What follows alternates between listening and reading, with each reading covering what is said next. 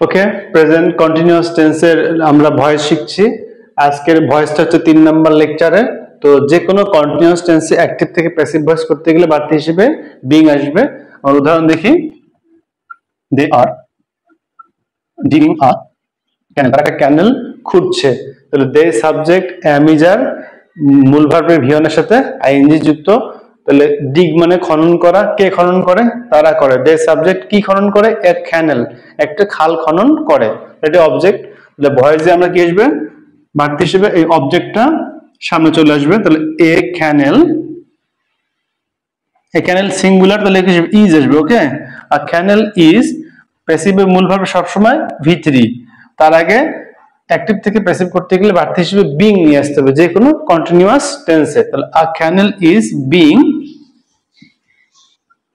মূল ভার্ব ভি3 করতে হবে ডাগ, সূত্রের বাই, দে থাকলে হবে কি দেম। ওকে, সো আরেকটা উদাহরণ দেখি। I am making some cakes, আমি কিছু কেক তৈরি করতেছি। আই সাবজেক্ট, অ্যাম হচ্ছে অক্সিলারি ভার্ব, মেকের সাথে আইএনজি করা হয়েছে মেকিং। সাম কেকস, কিছু কেক তৈরি করতেছে। তাহলে সাম কেকস হচ্ছে এখানে অবজেক্ট, সামনে চলে আসলে হবে কি সাম কেকস।